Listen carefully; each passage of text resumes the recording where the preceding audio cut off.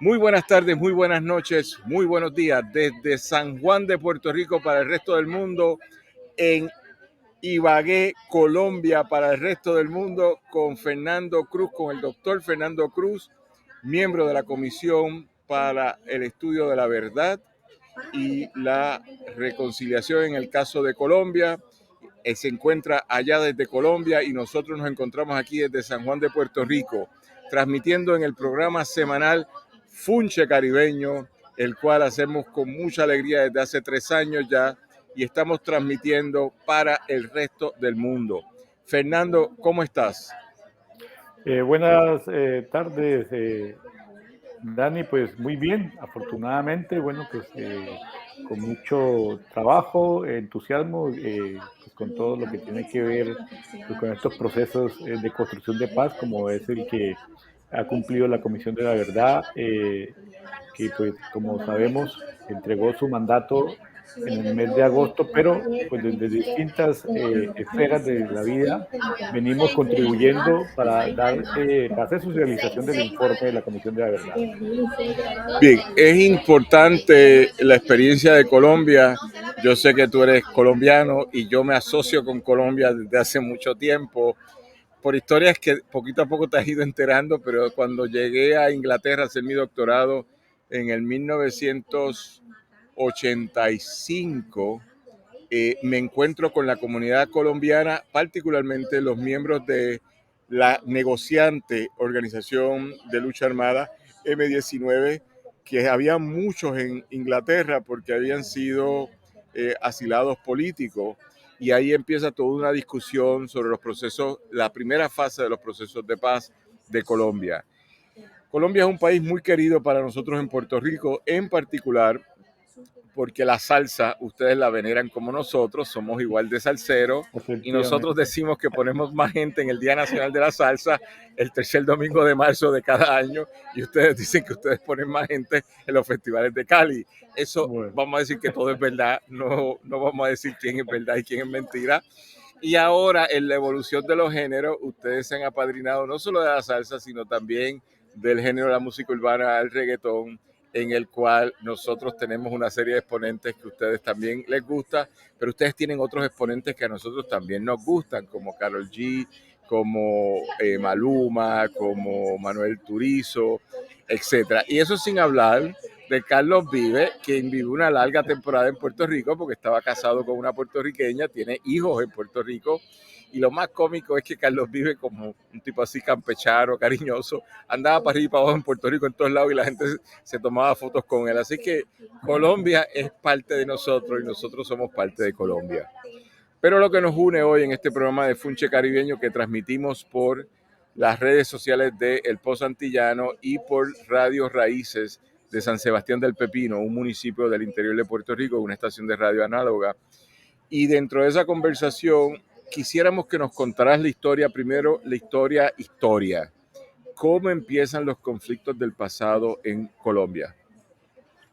bueno, mira, yo creo que sin lugar a dudas hay muchos elementos que pudiéramos aquí enraizar desde la propia mal llamada conquista, ¿no? Porque, por ejemplo, las comunidades étnicas en Colombia nos dijeron a la Comisión de la Verdad: nosotros no tenemos esa franja de 60 años que va a estudiar la Comisión de la Verdad.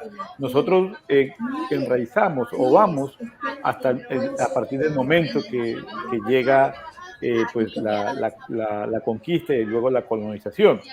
Ahora bien, hay una cuestión, hace 200 años más o menos fue la independencia de Colombia, y pues uno de los datos que se toma es que, pues por supuesto que hay una generación de un proceso independentista, pero que también muchas de las cosas que tenían los españoles, pues las cogen ahorita los criollos, o sea, se crea una nueva dependencia. Posteriormente bueno, a estos elementos así muy rápido de 500, 200 años, pues pasamos al siglo pasado, ¿no? El siglo pasado yo creo que hay unos elementos que se profundizan, sobre todo en el tema de las desigualdades, la distribución de la tierra, pero también el problema de la democracia. Y lo que hace la Comisión de la Verdad es tomar desde el 58 que se dio un fenómeno político allá en Colombia muy particular que se llamó el Frente Nacional, donde los dos partidos mayoritarios se repartían cada 4 años la distribución del poder. Y en esa dirección, pues lo que se llevó a cabo fue una distribución de la tierra inequitativa, concentración mejor de la tierra en pocas manos y un cierre democrático. Entonces, a partir de esos dos elementos, hay más, pero bueno, esos dos elementos, podríamos analizar la situación que se desarrolla posteriormente. La década del 60, por ejemplo, en Colombia fue una década, podríamos decir, prolífera en creación de fuerzas irregulares, fuerzas armadas, pues guerrilleras en el país, precisamente por estos factores.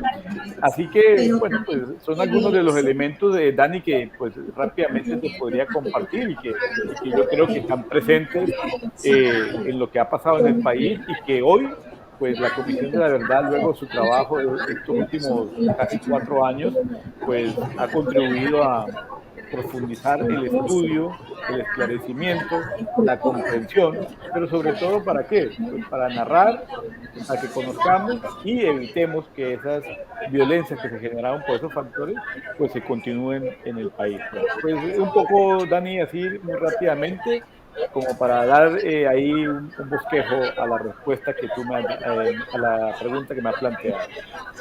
Bien, Colombia, como toda América Latina, como Puerto Rico, como el Caribe, es un país de desigualdades sociales, producto de un modelo de coloniaje, y ese modelo de coloniaje creó una estructura política y social que gobernó por mucho tiempo y que produjo en la década del 50 una revuelta armada que se convirtió en la guerrilla más longeva del continente americano y una de las más longevas de la humanidad. No voy a decir que es la más longeva porque podría pensar en los filipinos, podría pensar en gente de África, de la República del Congo, por ejemplo, pero sobre todo los filipinos, que ha sido muy longeva también. Ese proceso es el que culmina con una transición complicadamente pacífica que todavía no se ha terminado, pero que ha tenido distintos acuerdos de paz entre el gobierno y distintos grupos beligerantes. Las fuerzas del movimiento M-19 fueron una, las fuerzas de la FARC fueron otras, y ahora están las fuerzas de los ELN y están las disidencias que se han quedado. Explícanos un poco de la lucha social que fuerza una revolución o una lucha armada en Colombia, y luego explícanos, por favor, cómo eso se traduce desde la perspectiva de un Estado que ha intentado, entre otras cosas, eh, transitar hacia paz. Así que cuéntanos eso. Bueno, mire, les decía que en la década del 60 fue muy prolífera en la creación de estas fuerzas irregulares, fuerzas guerrilleras, y ahí en esa década nace las Fuerzas Armadas Revolucionarias de Colombia, también el Ejército de Liberación Nacional, y justo empezando la siguiente década nace el movimiento M-19. Bien, para comentar así muy rápidamente, en el 90 se generan 9 acuerdos de paz con diferentes movimientos guerrilleros, pues unos más urbanos, pequeños, y otros un poco más grandes, como este el M-19, que deja las armas y que se integra a la vida civil, entre otras cosas, pues el presidente Petro, quien hizo parte de esa organización, pues hoy está allí, ¿no? Es la primera vez que llega un mandatario pues procedente de la izquierda colombiana a estar como dicen en Colombia, en el podio de Bolívar. Bien, luego están las Fuerzas Armadas Revolucionarias de Colombia, FARC-EP, Ejército del Pueblo, que es la sigla completa, quienes es de origen sobre todo de tipo campesino, ¿sí? Mayoritariamente es una guerrilla que se conforma por gente que viene procedente del campo y quienes tuvieron una estructura y una fuerza tan potente y que es a la que tú te referías como en su momento como la guerrilla más antigua y más longeva, pues por lo menos de América Latina, ¿no? Tuvieron una organización pues militar, pero también pues que les dio en esa estructura militar también les dio a cierto posicionamiento político. Sin embargo, en el transcurso de los años hubo algunos factores, sobre todo, pues, de tipo los tránsitos que fue dando el país, el mundo, y que pues, la guerrilla se fue quedando como un poco en ese recorrido, pero también una economía que pues ellos se fueron usufructuando y que de alguna manera se fueron metiendo mucho más en ella, como es la economía del narcotráfico. De tal manera que lo que hace es que se vuelve una guerrilla muy potente militarmente, pero pobre políticamente. Y digo pobre sobre todo en el sentido de que no tiene reconocimiento de la sociedad. Y bueno, pues de hecho en la parte política ahora que ellos son partidos comunes, pues se ha reflejado esto, ¿no? Tuvieron, en la última elección tuvieron alrededor de 30.000, 40.000 votos. O sea, que es una cuestión que no significa pues, electoralmente mayor cosa en el país como para elegir un parlamentario, por ejemplo. Bien, pero más allá de eso, yo creo que hay una negociación bastante interesante que se da en el país. Entre otras cosas, yo creo que ese es uno de los elementos que va a la mesa y que hoy también hay que reconocer, ¿no? No es una guerrilla que está derrotada, es una guerrilla que está diezmada, pero que va a una mesa de negociación, pues con todas sus pretensiones políticas, sociales, económicas, porque eso hay que decirlo, ¿no? O sea, si bien es cierto, el método no lo compartimos, tampoco comparto, pues digamos, sus aspiraciones de tipo político, pero la tenían y eso lo identifica como una guerrilla. Así que en el 2016, luego de 4 años de negociación, pues se logró acordar, pactar ese famoso acuerdo de paz del 24 de noviembre del 2016 que pasó primero por un plebiscito que se perdió, desafortunadamente por muy pocos votos se perdió, y que luego hubo que refrendarlo de otra manera. Así que este proceso tuvo muchos elementos, pero yo quiero rescatar aquí uno trascendental y es el de la justicia transicional. Esa justicia transicional en Colombia recoge tres elementos.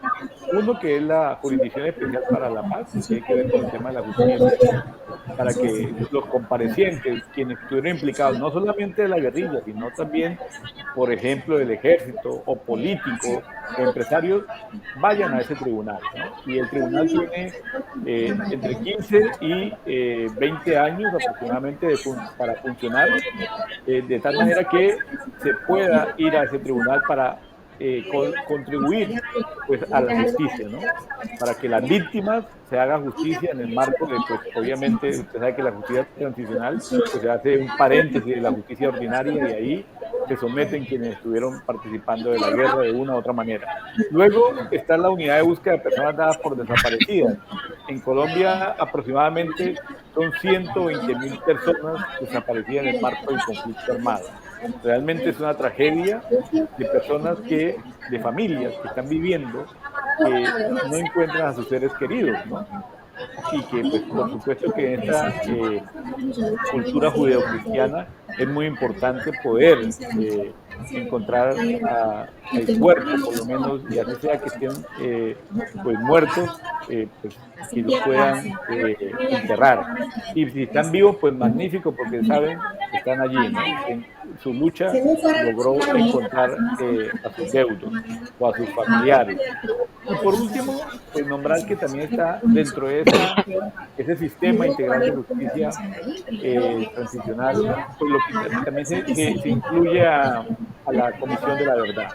La Comisión de la Verdad pues tenía un mandato muy corto y fundamentalmente lo que hizo la Comisión fue trabajar para ayudar a esclarecer a partir de un proceso de investigación muy serio que se hizo territorialmente. Esa es una de las características, es decir, la Comisión de la Verdad fuimos a los territorios a escuchar a la gente. ¿Para qué? Pues las preguntas que uno se hace, ¿no? Comúnmente en cualquier proceso de investigación, ¿no? ¿Qué fue lo que pasó? ¿Por qué pasó? ¿Para qué pasó? ¿Quiénes estaban ahí? ¿Qué intereses habían, no? Todo ese tipo de preguntas nos ayudaron, pues, por un lado, a aclarar, conocer más a fondo, pero sobre todo también a comprender. Y esa comprensión, pues, ¿para qué es, no? Pues para poder narrar un relato de nación, ¿no? Como se le llama en la Comisión de Verdad, el informe final, es un relato de nación que da cuenta desde las propias víctimas, pero también comparecientes, también gente que ha estudiado el conflicto, gente que lo ha vivido, que no fue víctima, pero que conoció muy de cerca. Es decir, se entrevistó a diferentes actores para que pudiéramos, entre todos, pues, construir esa verdad, las verdades del conflicto y dar las explicaciones correspondientes que hoy estamos socializando para que en las políticas del gobierno actual pues también se implementen, se respalden y continuar avanzando. Bien, te interrumpo un minuto antes de seguir. Estamos transmitiendo Funche Caribeño como todos los viernes a las 6 de la tarde, originando desde San Juan de Puerto Rico, transmitiendo de forma simultánea por Radio Raíces desde San Sebastián del Pepino y hoy para el mundo entero con Fernando Cruz Artunduaga desde Ibagué, Colombia, allá en la profunda Colombia, donde este amigo y conocedor por propias manos, porque estuvo en la Comisión de la Verdad de Colombia, nos está dando testimonio de lo que pasó allí. Es importante que sepamos que estamos transmitiendo en el Festival de Claridad, que es el periódico más longevo de Puerto Rico de la izquierda. Tiene ya 60 años y Claridad lo fundaron en 1959, los años que sean, 63, pero el periódico Claridad ha sido el periódico históricamente del independentismo en Puerto Rico y de la izquierda, y tiene un festival anual que hacen para recaudar fondos y nosotros venimos a apoyarlos como parte del Post Antillano, que es el periódico digital que tenemos hace 13 años y participamos en estos procesos. Así que nada, te pongo en mira, Fernando, sobre ese detalle. Fernando, ¿qué es una comisión de la verdad? Que a lo mejor en Puerto Rico no tenemos conocimiento porque nunca ha habido una comisión de la verdad en Puerto Rico. Bueno, yo podría decir, pues, diferentes aspectos para definir una comisión de la verdad.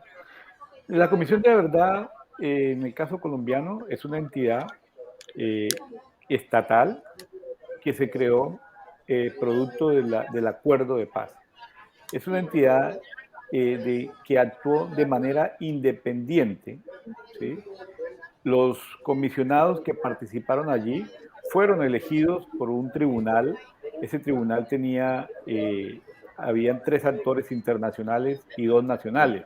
De tal manera que esa independencia le daba a la Comisión de la Verdad, o le dio a la Comisión de la Verdad, esa autoridad ética para poder acercarse a los diferentes actores y a su vez dar cuenta, ¿no? Dar cuenta a la sociedad colombiana de manera explicativa sobre los acontecimientos del conflicto, para que pudiera también, entre todos, pudiéramos comprender esos acontecimientos, esas verdades del conflicto, ¿no? Donde se trabajó, por ejemplo, en los territorios con grupos étnicos, con grupos ambientalistas, que se recibieron diferentes informes de sectores campesinos, ¿no? Y también de las fuerzas militares, o también de otras instituciones, por ejemplo, del campo de la salud, y poder recoger todo ese material, todos esos testimonios, y a partir de allí poder construir ese relato de nación. Entonces, la Comisión de la Verdad, en el caso colombiano, pues es una entidad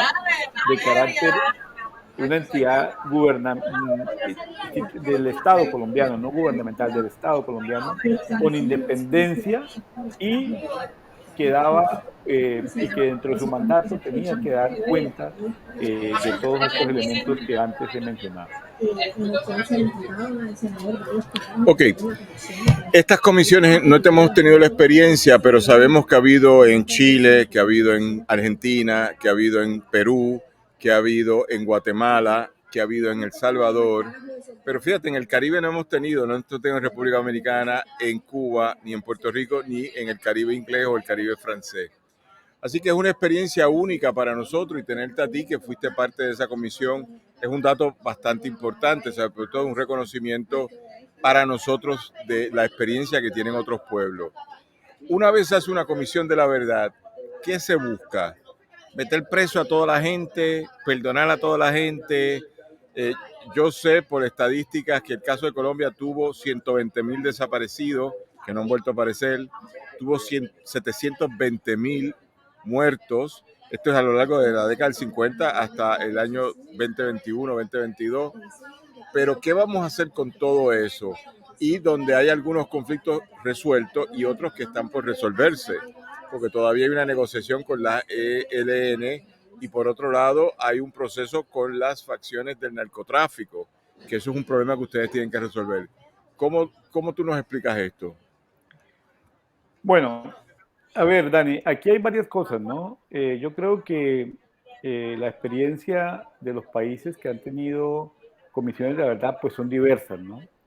En el caso colombiano, que es sobre la que estamos hablando ahora, pues tiene sus particularidades, pero esas particularidades es porque es el acumulado histórico del aprendizaje de otras comisiones de la verdad. No es porque sea una comisión de la verdad especialmente pues, porque seamos colombianos, ¿no? Por el contrario, yo creo que esa comisión de la verdad en Colombia, en el caso nuestro, pues se nutrió de muchas experiencias, ¿no? Internacionales, no solamente del continente americano, sino también de África, Europa, entre otros territorios. Ahora bien, en el caso del proceso que se llevó la Comisión de la Verdad, una de las características que tenía la Comisión de la Verdad es que es de carácter extrajudicial. ¿Y esto qué significa, no? Que todas las contribuciones que hicieron las personas que fueron a la Comisión de la Verdad solamente pueden ser usadas por la Comisión de la Verdad para su estudio, para conocer, comprender y luego pues narrar, como ya lo he reiterado anteriormente, de tal forma que los testimonios que la gente dio, así fueran personas que hayan participado del conflicto, no pueden ser usadas por la justicia, en este caso transicional, sobre todo lo que tiene que ver en la JEP, la Jurisdicción Especial para la Paz, o incluso pues por la justicia ordinaria. Esos testimonios lo que hicieron fue contribuir a encuentros por la verdad, al proceso de reconocimiento, ¿sí? Y al avance del esclarecimiento que estaba cumpliendo la Comisión de la Verdad. Así que en ese sentido, esta característica es importante tenerla presente para que si mañana se van a hacer otras comisiones de la verdad, pues puedan tener esos elementos ahí pues como referencia. Otro de los elementos que hace la Comisión de la Verdad, porque en el acuerdo de paz del 2016 entre el gobierno colombiano y las FARC, que también le llamamos el Acuerdo de La Habana, porque el proceso se llevó allí en La Habana, es darle la centralidad a las víctimas. Y esto significa que nosotros, la atención principal fue con las víctimas. Ahora bien, eso no quiere decir que fue solamente con ellas. También se escucharon a los demás actores. Así que enfrentarnos a ese proceso nos llevó un poco como a ese vernos en el espejo, ¿no? De qué fue lo que pasó en este país, por qué se ha llegado a esos niveles de profundidad de la violencia y que eso nos permitiera también una reflexión ética, ¿no? Una reflexión ética sobre algo que nos ha venido, pues se ha venido profundizando durante más de 6 décadas, incluso, ¿no? Hoy, pues desafortunadamente persisten, ¿no? Persisten muchas de esas violencias, las cuales, pues, nos preocupa y queremos precisamente que se conozca el informe de la Comisión de Verdad porque ahí da cuenta de muchos de esos procesos y sobre todo qué podemos hacer también como sociedad, ¿no? ¿Qué podemos nosotros como personas de manera individual y también en nuestros grupos de trabajo, ¿no? Por ejemplo, yo soy profesor universitario y uno de mis encargos hoy es parte de los contenidos que yo desarrollo en mis asignaturas, pues es abordar el informe de la Comisión de la Verdad, que por cierto, bueno, Dani, ahora hablaremos de él un poco, es bastante extenso, pero yo creo que nos brinda ahí la oportunidad de acudir a él y por supuesto, pues compartir muchos aprendizajes. Bien, estamos aquí con Fernando Cruz Artunduaga, desde Ibagué, Colombia, profesor universitario, miembro de la Comisión de la Verdad de Colombia, quien nos está educando sobre el tema de la Comisión de la Verdad que pasó en su país y dentro de esa conversación plantearnos cómo la misma nos puede ayudar a entender procesos nacionales de transición política. Dentro de esa perspectiva, Fernando, nos has ilustrado a entender términos que en Puerto Rico no manejamos, y eso es bien importante que lo sepas, no los manejamos, y estos términos incluyen, entre otras cosas, justicia transicional, que son justicias de procesos conflictivos, post-conflictivos, son procesos que nos permiten entender cómo reconciliar un país y que nos permiten entonces hacer un tipo de justicia más justa para todo el mundo. Pero la pregunta es perdonar, no perdonar, encarcelar a los que cometieron los crímenes del pasado, etcétera. Ahora nos gustaría que nos moviéramos un poco al informe, los hallazgos del informe de la comisión, si lo puedes mostrar para que la gente vea el informe. Si lo puedes poner en la cámara, Fernando, por favor, el informe. Bueno, aquí tengo un par de textos. Este texto está recién salido del horno, como diríamos. Como ustedes pueden ver, se llama Recomendaciones de la Comisión de la Verdad de Colombia. Es un texto que resume pues, un extenso documento, el cual aproximadamente son 961 páginas, uno de los documentos. El total del informe son aproximadamente 9.000 páginas. Luego, aquí tengo un documento que a mí me parece que, Dani, es muy importante que ojalá la gente pueda acceder a él. Es muy fácil, lo pueda leer. Y este documento corresponde a el documento político de los comisionados, que se llama Convocatoria a la Paz Grande. En ese sentido, pues lo que se hace aquí es poder acercar de manera sencilla, de manera didáctica, pues a la sociedad colombiana y por supuesto a quienes se interesen por el conocimiento de lo que se hizo en Colombia, pero que también puede contribuir, ¿no?, a lo que tú ahora, esa convocatoria o por lo menos esa pregunta, ¿no? No se ha hecho, ¿por qué no se ha hecho en el Caribe, por ejemplo, una comisión de la verdad? En ese sentido, pues encontramos aquí algunos elementos y yo quiero referirme a un elemento aquí de este documento de la convocatoria de la Paz Grande que se ha destacado dentro de él. Y corresponde a lo que en Colombia y la Comisión de la Verdad identificó como el entramado, ¿sí? El Saca las entramado, cajas para que haya menos peso y mueves la mesa. el entramado, ¿no? Lo que se le ha llamado aquí como el entramado, un entramado complejo. Es porque, por una parte, son muchos los temas que se encuentran en el conflicto colombiano, pero también los actores, ¿sí? Este conflicto no, porque a veces se ha visto así, ¿no? Como que fueran las fuerzas militares del Estado colombiano y por otro lado, pues la fuerza guerrillera, en este caso de las FARC, quienes se enfrentaban. Pero detrás de esto habían otros actores, ¿no? Otros actores políticos, sociales, económicos, institucionales, que participaron de una u otra manera en todo el desarrollo del conflicto colombiano, que como antes también lo he señalado, aún persiste.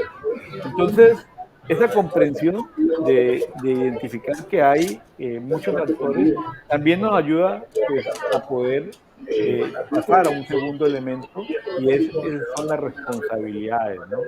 Aquí yo lo digo, ¿no? Lo he hecho en muchos escenarios, las responsabilidades no son solamente esos dos actores armados como a veces se quiere mostrar, sino que es de muchos más actores y que tienen otras características que están dentro, digamos, dentro del marco de la sociedad civil, por ejemplo, o institucionales, empresariales, etcétera, y que eso pues nos lleva a una responsabilidad ética, ¿no? Que no es estética, porque narrar los horrores del conflicto, por supuesto que son pues algo vergonzoso, algo doloroso, algo horrendo, pero a la vez quienes han asumido ese papel, esa responsabilidad, porque actuaron en el conflicto, pues también han asumido un papel ético que nos ayuda a reflexionar sobre lo que pasó. Aquí no se trata de que se les va a condenar, ¿no? La Comisión de la Verdad no estaba para eso, como antes lo señalé, es de carácter extrajudicial. Ahora bien, está la Jurisdicción Especial para la Paz, que allí irán los comparecientes y que asumirán sus responsabilidades, y dentro de esa Jurisdicción Especial para la Paz pues está determinada unas condenas que no son propiamente de ir a la cárcel, son condenas también restaurativa o justicia restaurativa, pero también que puede estar supeditado su vida durante un tiempo determinado, pero no propiamente dentro de rejas, ¿no? También es una cuestión que se plantea aquí, ¿no? O sea, que no es la manera de llevar tras la reja a los actores, sino es que ellos asuman su responsabilidad y por supuesto que reparen también a las víctimas y a la sociedad colombiana. Te pregunto, para poder entender mejor, tú escuchaste testimonio de gente que habló, que participó. Ilústranos con qué tipo de testimonios se escucharon en esta Comisión de la Verdad. Ya sabemos que la misma se subdivide, pero ¿cuáles se escucharon? Bueno, la Comisión de la Verdad, pues, por supuesto que se han escuchado testimonios de diversos tipos, ¿no?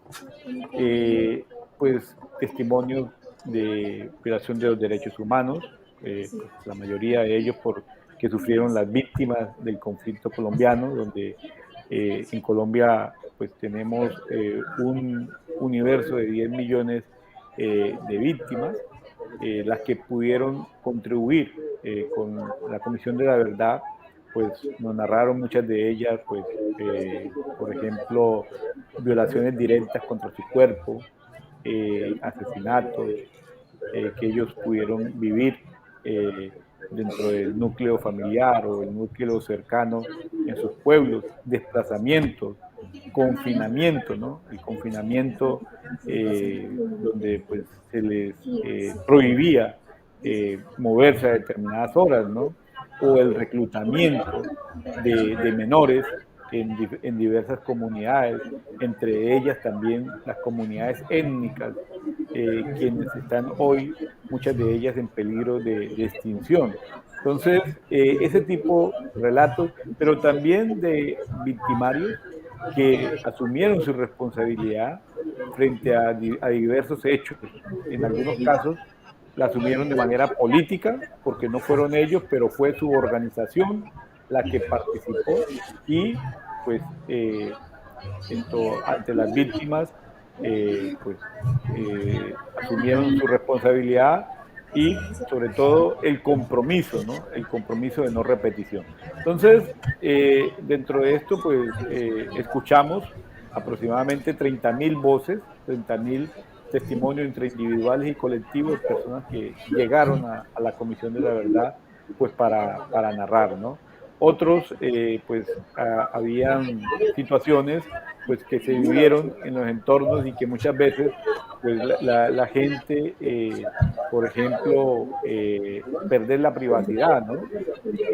Cómo llegaban a determinadas poblaciones y la gente no podía cerrar las puertas, ¿no? Pues son cosas de ese tipo, o sea, por eso le digo, desde lo más atroz de asesinatos colectivos, asesinatos individuales, desplazamientos, entre otros, ¿no? Entonces, pues la Comisión de la Verdad fue un trabajo arduo que realizó, y no solamente lo hizo en Colombia, sino también en 23 países donde viven muchos exiliados. Colombia tiene una población aproximadamente de 500.000 personas que han salido por motivos del conflicto y que están allí también con ganas de volver, muchos de ellos al país, Quizás muchos de ellos no podrán volver por diversas razones, pero también, pues, sobre todo porque perdieron el arraigo con el país, la posibilidad de retornar, y también porque en muchos casos no están dadas todas las garantías aún para su retorno. Ok, esto me parece interesante porque va abriendo otros temas. Hay algo que quisiera concentrar y nos ayudaste a entender la parte testimonial, que es muy importante para una comisión de la verdad porque la gente cuenta lo que vivió. En el caso de Colombia, donde hubo tanta violencia, y hay que reconocer que hubo mucha violencia en Colombia, los testimonios de la gente, según tú nos explicas, fueron a nivel personal, pero también de organizaciones que denotaron algún tipo de situación incómoda o de difícil, ¿cómo se dice la palabra? Asimilación, que son historias de vida. Esos testimonios se escucharon, se documentaron, están en algún tipo de formato que la gente los puede ver.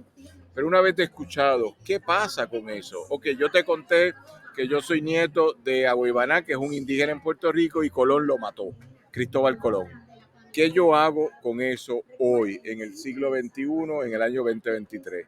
¿Cómo yo en Colombia puedo vivir con mi pasado hoy, en el 2023? Bueno, Dani, esa es una situación bastante compleja, ¿no? Y difícil aquí mismo también de responder. Eh, lo primero es que, digamos, los testimonios tienen unos niveles de confidencialidad Ok, pues muy ok. importante para Ok, poder no, no también sabía ese detalle, perdóname. preservar la integridad de las personas, ¿no? Pues entre otras cosas, pues muchos de esos están subidos en el extranjero, también en Colombia, pues con todos los protocolos de confidencialidad, porque pues, ese es uno de los compromisos que tuvo la Comisión de la Verdad para poder, pues, están codificados. Si tú ves el informe, hay codificación de los testimonios, de tal manera que pues, se conserva, se cuida de la identidad de las personas que contribuyeron. Eh, esto, pues por supuesto que nosotros los, los testimonios, pues también como en toda investigación, pues se hace una triangulación, ¿no? Pues están las fuentes primarias, pero también están las fuentes secundarias, la contrastación que se hace para que podamos tener una construcción rigurosa que dé cuenta de lo acontecido, poder haberse contrastado de tal forma que nosotros cuando la Comisión de la Verdad da un dato, por ejemplo, que fueron 450.000 muertos en el marco del conflicto, pues es porque hemos acudido a testimonio, pero también a otras fuentes que han ido construyendo otros informes, ¿no? Porque aquí también hay que señalar que hay otras entidades, otras instituciones, otras organizaciones que habían hecho un trabajo antes, previamente. Ahora bien, ¿qué hacemos nosotros con ese trabajo, no? Pues lo que hacemos es un poco el de responder esas preguntas que nos permitan a nosotros decirle a la gente, porque claro, aquí no se escucharon a todas las voces, o sea, todavía, si uno le puede hacer cuentas matemáticas, no se escuchó ni el 1% de la población colombiana, ¿sí? Si son 10 millones de víctimas y hemos escuchado 30.000 voces, pues fíjate que todavía falta muchísimo trabajo por hacer, pero no se trataba de escuchar a todos, sino poder, a partir de esa escucha, poder ir armando ese rompecabezas que diéramos respuesta a esas preguntas que se ha planteado la Comisión de Verdad y a su vez poder darle la explicación a la sociedad colombiana. Mira que justo estos 2, 3 días anterior, el 2 y 3 de mayo, incluso hoy, se ha dado un debate muy interesante en Colombia. El día, en el Plan Nacional de Desarrollo, que es el que plantea el gobierno para su ruta de trabajo, lo que queda ahí es lo que tiene presupuesto. Y había un artículo que el Senado de la República de Colombia lo quitó por unas razones que eran ahí que ya se explicaron que no eran ciertos lo que ellos estaban argumentando. Y ayer la Cámara de Representantes, o sea, la Cámara Baja, lo revivió. Entonces ahora va a conciliación. Entonces fíjate que la Comisión de la Verdad, pues por supuesto que ha tenido una acogida mayoritariamente favorable, pero también hay quienes le temen al trabajo que puede realizar la Comisión de la Verdad.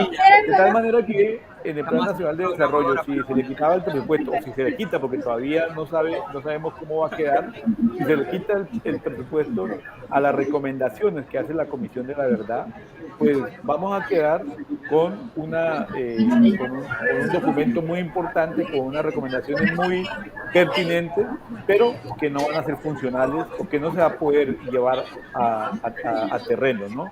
De tal forma que esto, en última, pues por supuesto que es una afrenta sobre todo para las víctimas, pero también para la sociedad colombiana. Y ese es el llamado, ¿no? Entonces, esto es una lucha constante que hemos tenido en el país, pero que yo creo que vale la pena seguirla dando y van a seguir saliendo cosas, de tal forma que pues, tenemos que estar acompañándola y ese es un pedido, ¿no? Que no solamente es para Colombia y los colombianos, las colombianas, sino es un pedido también pues a la comunidad internacional que por cierto gracias a ella pues se ha podido avanzar sustancialmente en la implementación del acuerdo de paz. Dentro de ello está el informe de la comisión, bueno, el trabajo que cumplió la Comisión de la Verdad y hoy el informe que estamos pues, socializando y que se implementa. Bien, es curioso todo lo que tú dices porque tenemos conocimiento que ustedes ampararon a la comunidad diaspórica de Colombia, pero por otro lado también es importante reconocer que las múltiples Colombias tenían guerrilleros, comunidades de paramilitares, comunidades indígenas, comunidades afro, comunidades de gente de izquierda urbana, madres de desaparecidos, padres de desaparecidos, y ustedes trataron de darle voz a todo el mundo y escuchar a todo el mundo. Desde esa perspectiva, presumo que no fue un trabajo fácil, pero es un punto de partida en el caso de Colombia. Escuchamos recientemente en estos días declaraciones del presidente de Colombia. Tú mismo nos has facilitado algunos videoclips de entrevistas que el presidente ha dado en giras internacionales que ha participado y él plantea cosas muy interesantes. El balance de la transformación política de Colombia es un acto como de magia, porque es muy complicado alude él.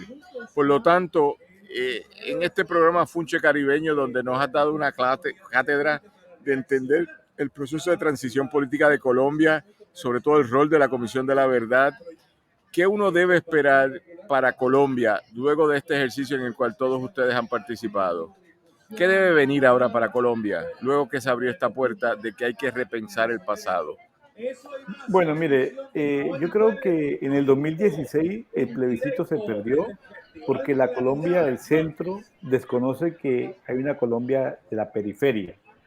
El resultado del plebiscito nos dio que la periferia colombiana pues votó favorable al sí, o sea, que sí se implementara, y el centro del país votó no.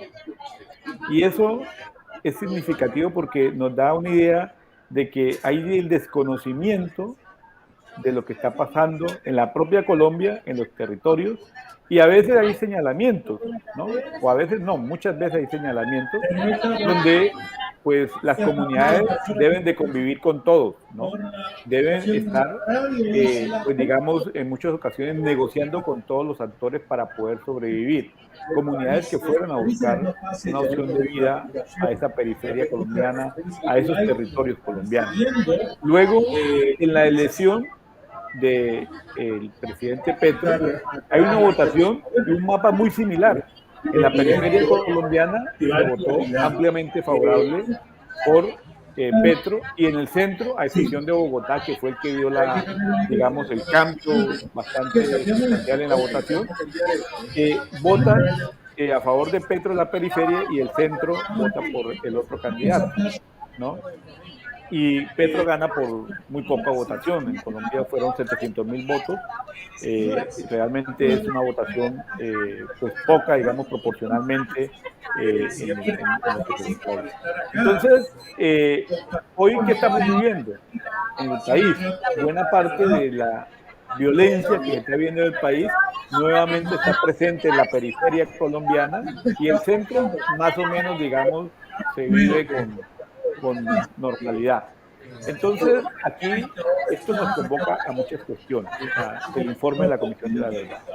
Y es que es muy importante poder acercarnos a las recomendaciones que hace la Comisión de la Verdad, porque nos proporciona diferentes reflexiones, diferentes miradas de temas, por ejemplo, que se han venido profundizando y que en muchas ocasiones pues, son vistos de una manera que no corresponden a la realidad territorial, pero que también esto nos invita a una profunda reflexión ética en el país. O sea, ¿qué estoy haciendo yo como individuo para que esta realidad cambie? Uno le pregunta a mucha gente, ¿qué puede hacer usted? Y la gente dice, no, es que yo no puedo hacer nada porque eso le pertenece a, eso lo tiene que hacer el gobierno, eso lo tiene que hacer la policía, eso lo tiene que hacer la universidad, en fin. O sea, siempre decimos las responsabilidades del otro, ¿no? Así que esta es una convocatoria también, por supuesto, a la institucionalidad colombiana, que es la que tiene que abanderar con diferentes procesos, pero también es una convocatoria a nosotros, los colombianos y colombianas, como individuos, para que proyectemos nuestras acciones en búsqueda de esa transición, ¿no? En la profundización o en continuar mejor esa transición. Hoy, desafortunadamente en el país se están viviendo muchas violencias. Human Rights Watch recientemente al inicio del año ha dicho que en Colombia se están volviendo a niveles de violencia de antes de la firma del acuerdo de paz. Y en el 2016-2017 fueron años bastante buenos en la aceptación de paz, en la esperanza. ¿Y eso por qué? Pues porque la sociedad colombiana tuvo como un respiro y un compromiso, actores que firmaron el acuerdo de paz y otros actores pues entraron en esa onda de decir sí podemos. Desafortunadamente, pues por falta de compromiso político de algunos actores en el país, pues se ha retornado algunas violencias. Hoy estamos trabajando pues para recuperar ese tiempo, y yo creo que pues con la esperanza de que este gobierno pues ya ha dicho que recogerá, y lo he hecho con palabras, lo voy a decir con palabras del presidente Petro el día de la posesión, que acogerá a rajatabla las recomendaciones de la Comisión de la Verdad. Mira, yo creo que este proceso, estamos aquí transmitiendo desde Puerto Rico y Colombia sobre la Comisión de la Verdad. Yo creo que este proceso debe abrir puertas. El hecho de que proyectos similares en Chile, en Argentina, en Guatemala, en Perú, no han terminado, por decir algo, exitosamente, no quiere decir que no pase en Colombia. Para el caso mío, que participé en la de Sudáfrica, pues eso es un proyecto importante para ese país que ha dado cátedra del modelo de Colombia. Ahora hay que hablar del modelo de Sudáfrica, perdón. Ahora hay que hablar del modelo de Colombia y veremos lo que pasa. Desde esa perspectiva, pues yo no creo que uno debe ceñirse a A o B, sino son distintos modelos de país. Yo voy a hacer un chiste. Lo bueno de Colombia es que son tan musicales como los puertorriqueños, y independientemente de las agonías y de los malos sabores, en Colombia también la gente disfruta. Y yo creo que hay que abrir las puertas a ver qué pasa en este momento. Colombia es un modelo de laboratorio político, tú lo sabes, no solo porque tienen a un excombatiente del M-19, sino tienen una lideresa del movimiento afro de Colombia, en el caso de France. Y eso, pues, son experimentos que no teníamos. Esa gente nunca habían dirigido. Si lo hacen mal, es la primera vez que dirigen. Y si lo hacen bien, son unos genios. Así que no tenemos mucho que perder. En adición, hay gente como tú en los distintos niveles de la sociedad colombiana que nos permiten a todos pensar, que es lo que yo pienso, que independientemente de todo, hay gente muy buena, muy educada, muy sazonada en los procesos sociales de Colombia, que están ahí dispuestas a buscar soluciones de formas alternativas. ¿Cuál será el resultado? Desconocemos. Lo cierto es que está todo ahora por hacerse y eso es lo más importante de esta conversación. Dicho eso, nosotros desde Puerto Rico, nosotros desde el mundo, y el mundo es muy grande, le ponemos atención a la Comisión de la Verdad de Colombia. De mi parte, yo con mucho entusiasmo la he apoyado porque yo que llevo 40 años siguiendo Colombia, por primera vez hemos llegado a algunos consensos nacionales y estos consensos nacionales son alto a la violencia, integración de distintas formas a toda la gente que participó en la violencia y por otro lado algún proceso para transformar el pasado. ¿Cuál es el proceso? Ya veremos, porque todavía está en boga o está a flor de piel lo que se va a hacer. Estamos transmitiendo Funche Caribeño desde San Juan de Puerto Rico por las redes sociales de El Post Antillano y en forma simultánea por Radio Raíces desde San Sebastián del Pepino. Nos acompaña desde Ibagué, Colombia, el doctor Fernando Cruz Artunduaga. Es muy difícil, es un apellido vasco. Yo estoy claro que es un apellido vasco y me es difícil pronunciarlo. Quien fue parte de la Comisión de la Verdad, estuvo en la región de Florencia como coordinador de esa área y en Florencia, Colombia, y quien es un activista por la paz y teórico de la paz y profesor universitario. Fernando, si fueras a pedir un deseo para el futuro de Colombia a partir de la Comisión de la Paz, ¿cuáles serían tus 2 deseos, 3 deseos o un deseo? Bueno, yo creo que uno es que ojalá, no solamente en Colombia, ¿no? sino en las diferentes partes del mundo donde se viven conflictos, se escuchen los territorios. Y sobre todo, cuando digo se escuchen los territorios, es ir allí a conocer las necesidades y, por supuesto, contribuir a que esas necesidades se superen. Y es esa tensión que hay entre el territorio y el centro, o entre la periferia y el centro. Para mí ese es un deseo importante. Lo segundo es poder evitar, evitar a toda costa que se generen nuevas víctimas. Ya tenemos en el país y en el mundo también suficientes víctimas, suficientes dolores.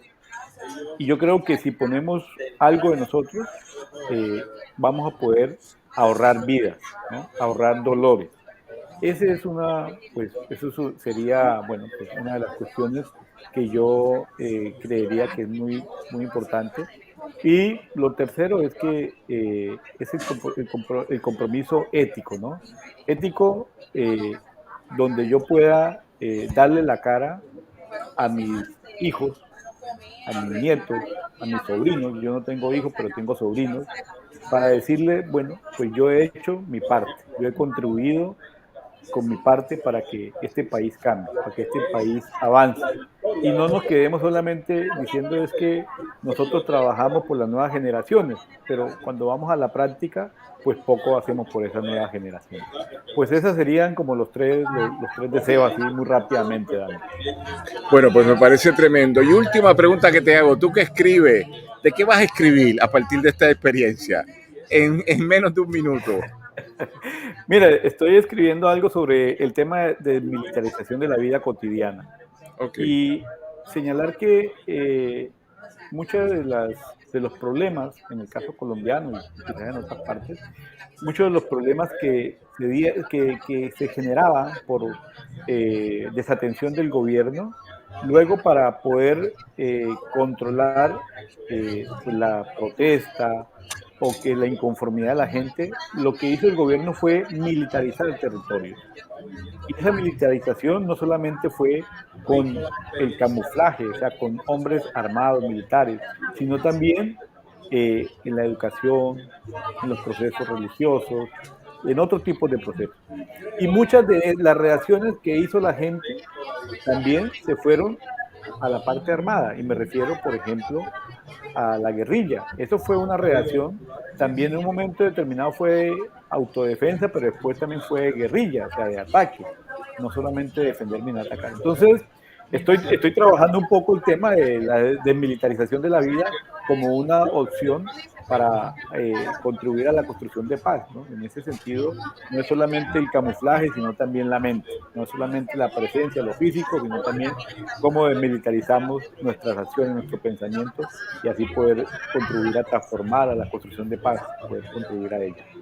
Bueno, pues a nombre del Post Antillano, de Radio Raíces, de la gente en Puerto Rico, Adrián Ciacapera en los controles aquí en el Festival de Claridad, Alejandra Ortiz Arraiza en la producción general, te damos las gracias por estar con nosotros hoy. Qué chévere que te hemos podido tener desde la Colombia profunda y qué chévere que nos has compartido todo este conocimiento. A nombre de todo el equipo de trabajo te damos las gracias y decimos hasta la próxima, y lo vamos a seguir pasando bien en Colombia, porque en Colombia, ay, te voy a regalar esta frase, como en Puerto Rico es donde más yo gozo. Será hasta entonces. Muchas gracias. Muy bien, buena. Adiós. Venga, adiós, chao. Gracias, Bye. Dani.